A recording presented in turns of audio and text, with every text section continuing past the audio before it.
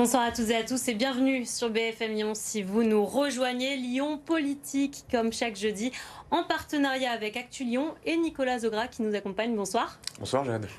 Votre rendez-vous de débat chaque jeudi, les sujets qui vous concernent. Et cette semaine, on peut le dire, il fait chaud, très chaud à Lyon. Alors peut-être que vous avez eu envie de vous baigner dans une des piscines municipales et parfois c'est un petit peu compliqué.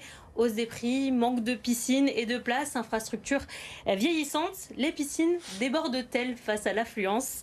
Pour en parler avec nous, Julie Nublafort, bonsoir. Bonsoir. Adjointe au sport à la ville de Lyon. Christophe Frappé, bonsoir. Président du club Lyon Natation Métropole. Et Thomas Rudigos, bonsoir.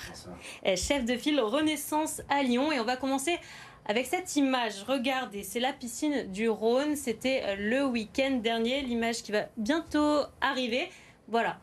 Bon, on voit un petit plongeon, mais il y a aussi beaucoup de monde. Presque un record, 7000 réservations en 2 jours. 35 minutes de queue à l'ouverture du créneau.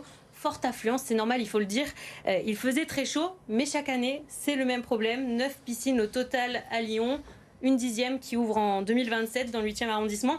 Mais est-ce vraiment suffisant? À titre d'exemple, Marseille compte 14 piscines et eux, ils ont la mer en plus. Julie Nublafort, sur votre mandat en 5 ans, est-ce que vous en avez assez fait pour les piscines municipales? Alors on a beaucoup travaillé justement sur les piscines municipales. On a hérité d'un parc qui était vétuste. Nos piscines sont très anciennes. Elles ont été construites entre les années 60 et début 70. Et donc on s'est vraiment attelé à la rénovation. Toutes les piscines pendant ce mandat, alors ce mandat n'est pas encore tout à fait terminé, mais auront eu une rénovation de très grande importance, comme la piscine par exemple de Vèze. On va en parler. Voilà, on en parlera. Garibaldi. On a aussi bien sûr réhabilité aussi Tronchet. Charial commencera aussi sa mutation en 27, et vous l'avez dit, on construit aussi des piscines. Il y aura Kennedy en 2027 qui sortira aussi de terre, et nous aurons aussi pendant ce mandat travaillé avec l'UCPA pour une compensation en fait avec la piscine de Gerland pour garantir des tarifs accessibles. Donc c'est aussi une nouvelle piscine, et celle-ci elle était aussi très intéressante puisqu'elle est très, on va dire, dans le cœur aussi des Lyonnais et des Lyonnaises du 7e arrondissement, et donc on a pu permettre d'avoir une piscine aussi de Gerland qui fonctionne bien. Christophe Frappé, est-ce que vous êtes d'accord? Est-ce que la mairie écologiste en a assez fait sur ce mandat? On peut toujours faire plus, mais je pense qu'effectivement, globalement, on sent qu'il y a une volonté de rajeunir un petit peu les piscines lyonnaises.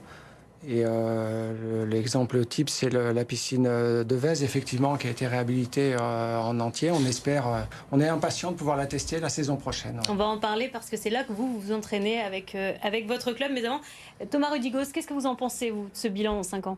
Moi, j'entends ce que dit Madame l'adjointe.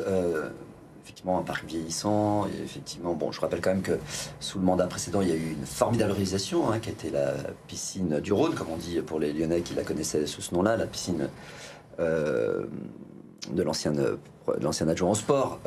Tony Bertrand. Tony Bertrand, merci Madame Nublafort.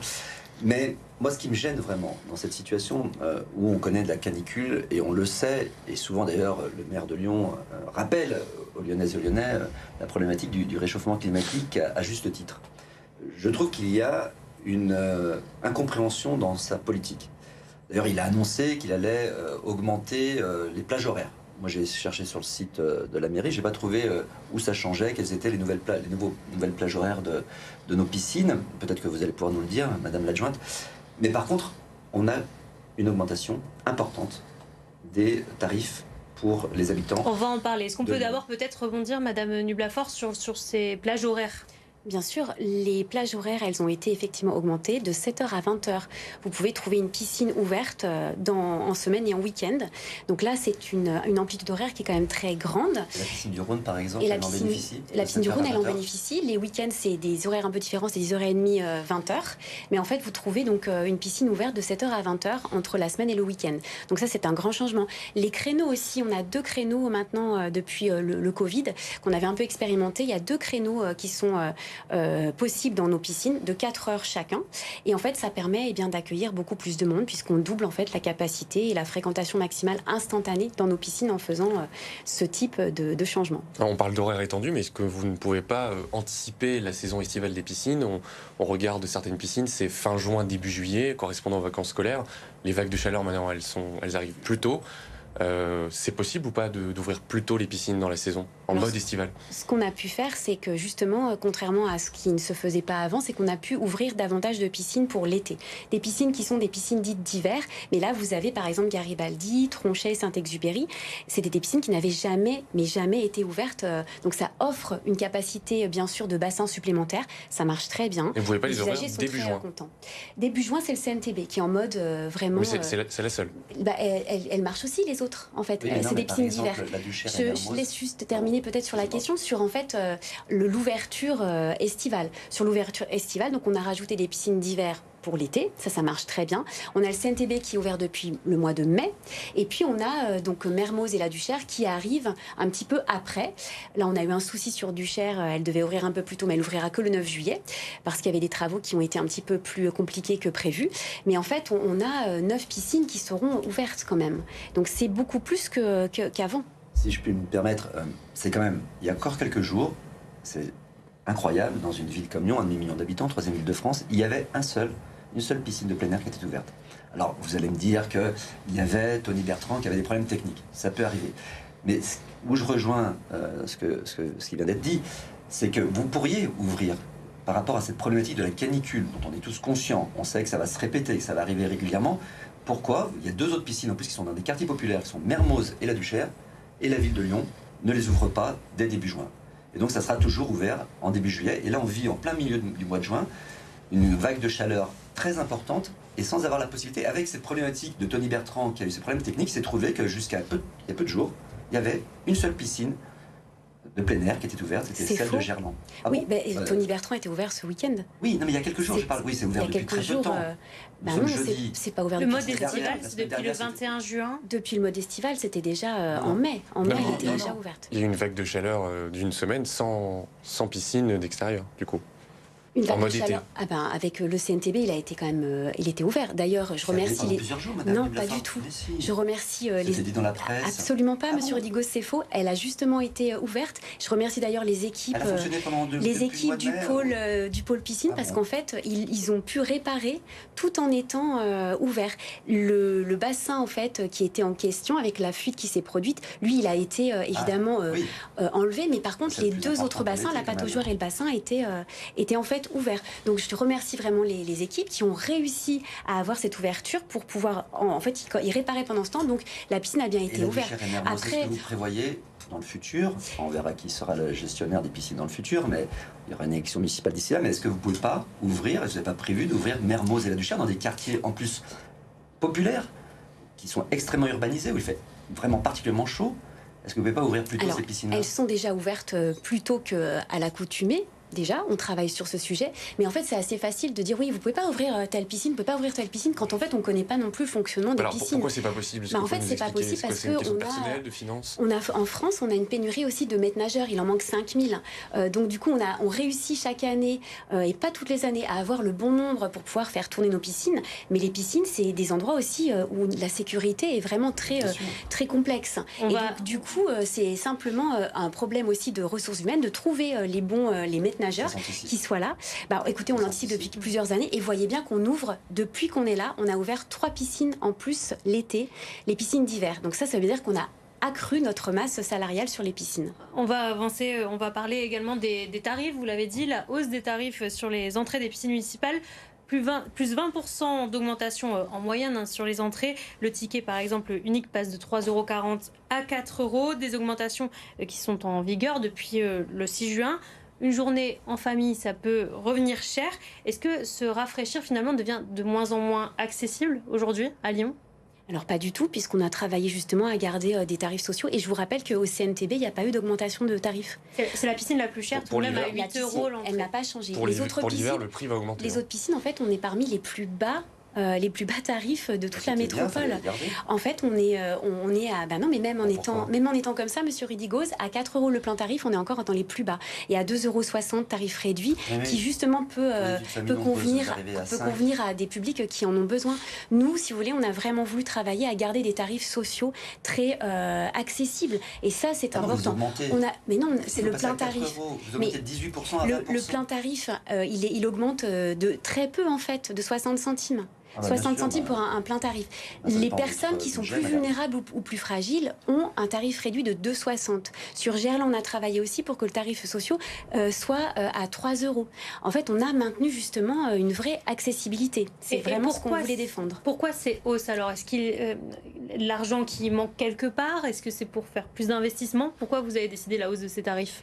En fait, on n'avait tout simplement jamais augmenté les piscines depuis 2014 et on s'aperçoit qu'on a quand même besoin d'avoir aussi des recettes. Donc simplement avec les contraintes budgétaires, on essaye aussi d'avoir quelques recettes. Les piscines pouvaient en faire partie avec une hausse qui est vraiment mesurée quand on est en responsabilité et qu'on veut justement ouvrir des piscines toute l'année, ce qui n'est pas le cas de toutes les villes qui ont dû fermer aussi certaines piscines parce qu'avec la crise énergétique, elles n'ont pas pu faire face. Lyon, c'est pas ce qu'on a décidé à Lyon. On veut rester sur une ouverture la plus large possible de nos piscines, mais pour cela, on doit aussi faire des choix équilibrés et responsables. À ce propos, vous parlez des contraintes budgétaires, vous évoquez notamment les coupes de budget, en tout cas pour les collectivités. C'est ce que vous évoquez, notamment du gouvernement de François Bayrou. Vous en avez parlé précédemment dans d'autres interviews. Est-ce que c'est pour ça aussi que vous augmentez les tarifs? En fait, on recherche à accroître des recettes, forcément, bien sûr. On est tributaire de choix politiques qui font que les collectivités doivent restreindre leur budget et on n'a pas envie en fait que ce soit sur du service public. Et pour nous, les piscines, c'est du service public, c'est très important. Vous l'entendez ça, Monsieur Rudigos? Non, pas du tout, le parti Renaissance auquel vous appartenez? Moi, j'ai fait à peu près une estimation. Alors, j'ai pas accès au budget de la ville de Lyon comme le maire de Lyon et ses services. Mais si on avait maintenu les budgets, les tarifs tels qu'ils étaient, on évalue à quelque chose comme 80 000 € de manque à gagner par rapport à ce qu'ils voulaient gagner en augmentant les tarifs jusqu'à 4 € ou jusqu'à 25 € les 10 tickets. Mais ces 80 000 €, si vous voulez, c'est un tiers de l'opération bilan promotionnelle de monsieur le maire de Lyon. Il n'avait aucune obligation de le faire, cette opération de bilan. Et qu'est-ce que vous proposez, vous, alors? Qu'est-ce que vous proposez? Vous proposez un gel des tarifs? Je proposais de rester les tarifs à l'identique et même je proposerais, quand nous serons dans la période de campagne, un tarif social beaucoup plus favorable. Parce qu'il faut quand même avoir en tête que ces problématiques de canicule qui sont maintenant de plus en plus nombreuses, et je suis vraiment étonné qu'une majorité écologiste qui tout le temps alerte, à juste titre, sur ces problématiques-là, sur ce réchauffement, on se retrouve avec des personnes qui tout l'été vont rester à Lyon. Parce que tout le monde ne peut pas partir, tout le monde n'a pas accès à des piscines privées ou pouvoir aller en vacances au bord de la mer. Il y a des personnes qui vont vivre la canicule de début juin à fin août, peut-être jusqu'à mi-septembre, et on ne sait pas. Bon. Ces gens-là vont se retrouver donc avec comme seul accès les piscines municipales. Et pour ces personnes-là qui auront envie d'y aller très souvent, parce que quand on arrive à des 30, 33, 35 degrés, c'est pas soutenable. Donc ils auront besoin de plus en plus d'aller dans ces piscines municipales. Et cette augmentation de tarif qui paraît ridicule quand c'est présenté comme cela, mais si vous l'ajoutez bout à bout, pour une famille où ils sont 5 à y aller, 3 fois dans la semaine pendant le mois de juillet, 3 fois dans la semaine pendant le mois d'août, ça commence à faire beaucoup d'argent. Et donc je trouve cela incohérent et assez choquant de la part d'une municipalité plutôt de gauche de faire cela. Et Christophe Frappé, vous, cette hausse des tarifs, est-ce que vous la comprenez et surtout est-ce que ça vous impacte? Est-ce que vous pensez que ça peut être dissuasif pour des personnes qui veulent se lancer, peut-être faire de la natation? Alors nous, il n'y a pas d'impact direct puisqu'en fait les créneaux nous sont mis à disposition par la ville de Lyon. Pour rebondir un petit peu sur ce qui était dit tout à l'heure, moi je constate que les piscines sont plus ouvertes que d'habitude au public puisque nous aujourd'hui en termes de compétition on a quelques soucis pour obtenir des créneaux puisque les compétitions s'arrêtent en juillet et on a eu moins de créneaux que les autres années. Donc je pense que les piscines sont plutôt plus ouvertes au public. Après nous les tarifs, nous c'est compris dans notre adhésion. Donc en fait c'est transparent pour l'adhérent lambda qui va venir à Lyon Natation. Vous avez dû augmenter le prix des cotisations du coup? Alors le prix des cotisations en fait on l'a augmenté pour 2 raisons. Puisque en fait la Fédération française de natation est moins soutenue par l'État, malgré les Jeux Olympiques, donc ils ont augmenté le prix de leur licence. Et puis nous, effectivement, on a moins d'aide par les collectivités. Alors je dirais pas que les collectivités locales, au plan national également. On veut lancer des opérations. On voulait lancer une opération J'apprends à nager pour des enfants à besoins particuliers. Et en fait, on n'a pas pu le faire parce qu'on n'a pas eu les financements. Qu'est-ce que vous attendez, vous? Parce qu'on l'a dit, vous vous entraînez à la piscine de Vèze, piscine qui est fermée depuis 2024, qui est encore en travaux, vous l'avez dit. Vous avez dû reporter les travaux, justement, vous l'avez dit, on a une date de réouverture pour la piscine de Vèze? Alors, on a reporté les travaux. Ça fait déjà un petit moment qu'on avait annoncé que ça serait plutôt septembre, mi-septembre. Donc après l'été, finalement. Après l'été, effectivement. On a fait une visite presse en mars et on avait annoncé effectivement qu'on avait... on pensait du coup que les travaux seraient plutôt finis fini mi-septembre. Et vous avez une date en septembre à donner à Monsieur Frappé, qui j'imagine doit être pressé de retrouver sa piscine? Je pense que Monsieur Frappé est très en lien aussi avec nos services et du coup, j'ai pas de date, mais je peux vous dire, voilà, c'est mi-septembre effectivement. Comment cette fermeture vous a impacté, vous, dans votre club? Alors, il y a un avantage, inconvénient. L'inconvénient, c'est que on n'a pas pu satisfaire de nombreux adhérents de Lyon Natation, puisque au lieu de 3000 adhérents cette année, on en a eu 2300. Donc il y a 700 personnes qu'on n'a pas pu satisfaire. Mais d'un autre côté, on a eu des créneaux sur d'autres piscines. Donc on s'est un peu organisé différemment. Et le point positif, c'est que il a fallu se poser plus de questions, s'organiser un petit peu différemment. Et donc là, on repart sur un nouveau cycle en espérant que toutes les piscines de Lyon seront disponibles pour remplir, entre guillemets, notre mission de service public. Parce que vous, les FGO, si je peux me permettre, vous n'avez pas pu vraiment surfer dessus. Vous avez dû refuser des licenciés. Alors, les FGO, oui, effectivement. Alors, nous, on avait commencé les adhésions avant les Jeux Olympiques. On était quasiment complet avant les Jeux Olympiques. Donc, effectivement, on a eu beaucoup de demandes en septembre. Maintenant, ça ne nous a pas perturbé plus que ça, puisqu'en fait, on avait été avertis. Les travaux, au départ, il avait été annoncé que ce serait l'année olympique. Et en fait, nous, on avait... Alors, je ne sais pas si c'est nous tout seuls qui sommes intervenus, mais on avait proposé plutôt que les travaux soient décalés après les Jeux Olympiques, ce qui a été fait. Et ce qui nous a donné un an de plus pour nous organiser et anticiper notre organisation. Ouais. Alors, Julie Niveaux-Lafort, on l'a évoqué en début d'émission, une nouvelle piscine est prévue dans le 8e arrondissement, la piscine Kennedy. On en est où en termes de chantier? Vous la livrerez quand? En 2027. Voilà, le chantier avance, on est bien content et donc on aura une nouvelle piscine, effectivement, un complexe même sportif, puisqu'il y aura une piscine mais également un beau gymnase, un mur d'escalade et puis des abords aussi, on pourra faire du savoir rouler, donc c'est un très bel équipement qui va sortir de terre. Et je voulais peut-être rajouter aussi, pour répondre un peu à Thomas Rudigoz, sur le fait que le CNTB, le centre nautique Tony Bertrand, c'est un spot, on va dire, que tous les Lyonnais et même au-delà vraiment apprécient ce site. Il est magnifique, c'est un très bel équipement patrimonial et en fait du coup il est pris d'assaut. Donc ce qu'on voit aussi quand il y a des fortes chaleurs, c'est que les gens vont tous au CNTB.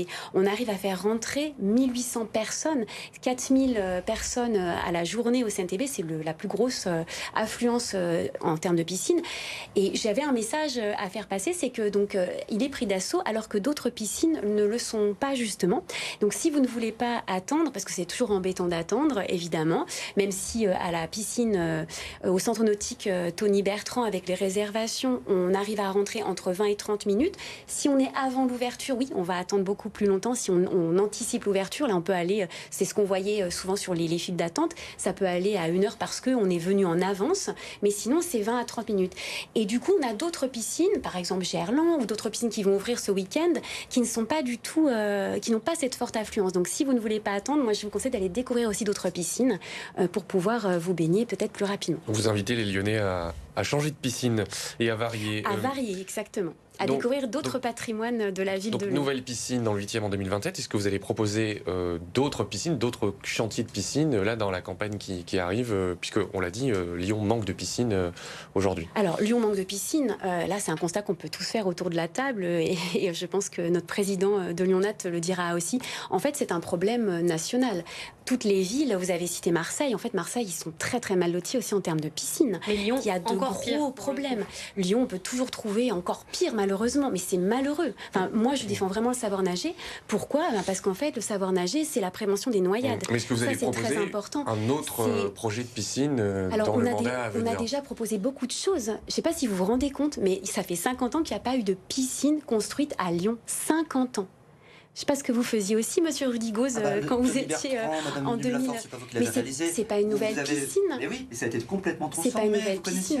Oui, moi je vous parle de nouvelle piscine. Mais non, mais là vous avez passé votre interview là à dire que Tony Bertrand c'est extraordinaire. Mais bien maintenant sûr. vous êtes en train de dire que finalement c'était pas une belle réalisation. C'est Gérard Collomb qui l'a fait. J'ai pas dit que c'était pas une belle réalisation. J'ai dit que c'était pas une nouvelle réalisation.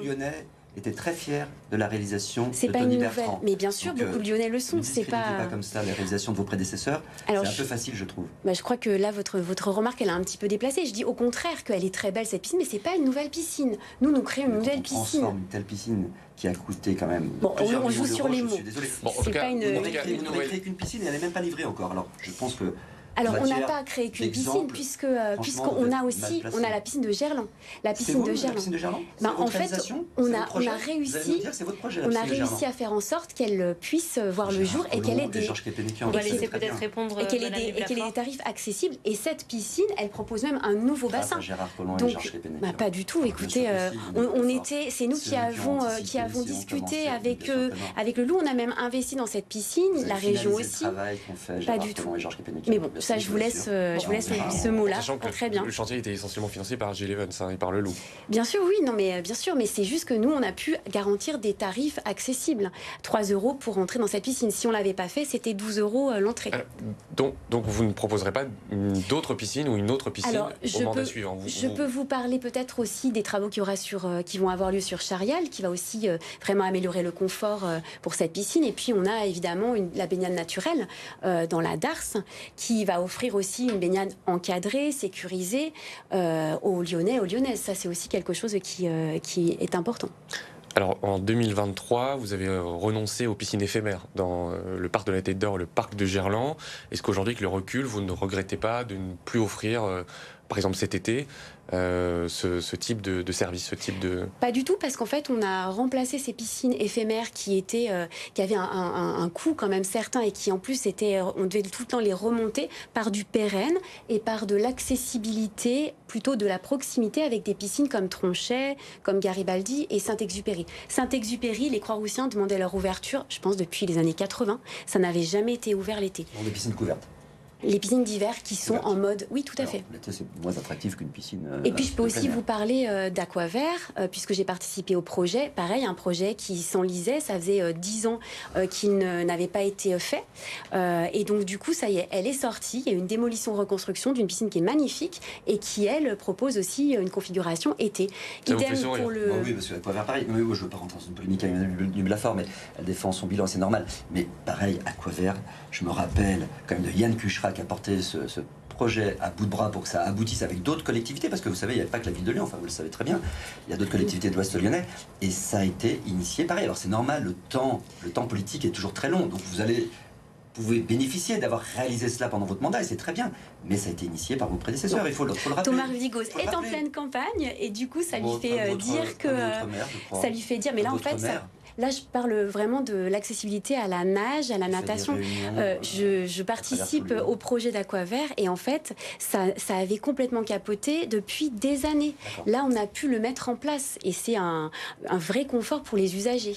Une autre solution qui est de temps en temps abordée, c'est la privatisation des piscines. Alors, est-ce que ça vous semble une solution? Ça pourrait les prix peut-être plus chers, mais aussi plus d'investissement. Est-ce que ça vous semble une solution viable? C'est le projet qu'avait initié justement Gérard Collomb, Georges Capénéquian et Yann Cuchera avec les discussions avec le Loup. Vous les citez régulièrement. Pour la piscine. Parce que ce sont eux qui ont réalisé cela et je pense qu'il faut le rappeler. C'est toujours intéressant de voir que quand ça va bien, qu'on fait une coupure de ruban comme la place Gérard Collomb, alors là on est laudateur sur ce qu'a fait Gérard Collomb. Puis là, quand on arrive sur un sujet un peu plus ennuyeux, les prédécesseurs ils n'ont rien fait. Mais les prédécesseurs, c'est qui les prédécesseurs? C'est facile de dire les prédécesseurs. C'est Gérard Collomb, c'est Georges Capénéquian et dans les sports c'est Yann Cuchera. Et alors vous aujourd'hui, une privatisation? Alors pas sur les piscines. Parce que manifestement, on va arrêter ce débat sur les prédécesseurs. Aujourd'hui, qu'est-ce que vous répondez? On a des piscines très vétustes, elles n'ont pas été. C'est très intéressant parce qu'on le voit, ça marche avec le Loup.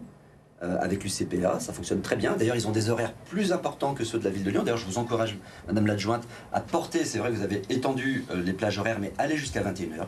Je pense que ça serait très très bien, parce que vous avez dit 7h, 20h. Je pense que ça serait vraiment bien d'aller jusqu'à 21h, comme la piscine du Loup.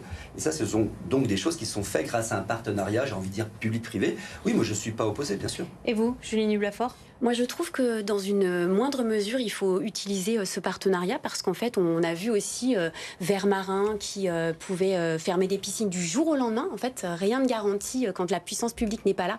On ne sait pas du tout maîtriser ça et donc il peut y avoir vraiment des conséquences gravissimes. On l'a vu. C'est difficile de travailler, je pense. Mitigé sur la privatisation? Bien sûr, mitigé, tout à fait. Et Christophe Frappé, alors, est-ce que vous avez été rassuré déjà par ces discours ou au contraire Nous, on est demandeurs en fait d'équipements modernes et récents et utilisables pour satisfaire nos adhérents. Maintenant, moi, j'ai pas d'avis particulier sur la privatisation ou non. Ma crainte, s'il y a une privatisation, c'est qu'on risque d'avoir deux interlocuteurs au lieu d'un seul. Est-ce que ça ne va pas compliquer les choses? Je ne sais pas. Il y a des clubs qui travaillent dans des piscines qui sont en délégation de service public. Pour certains, ça marche très bien. Pour d'autres, ça marche moins bien. Je n'ai pas d'avis particulier. Ne connaissant pas le sujet, je ne peux pas... On est encore un peu en eau trouble. Oui, tout à fait. Allez, ce sera le mot de la fin. Merci beaucoup à vous d'être venus pour Lyon Politique pour débattre autour des piscines municipales. Merci à vous d'avoir suivi cette émission. On se donne rendez-vous la semaine prochaine pour un nouveau numéro de Lyon Politique. Et en attendant, restez bien avec nous puisque dans un instant, un nouveau journal d'information sur BFM Lyon.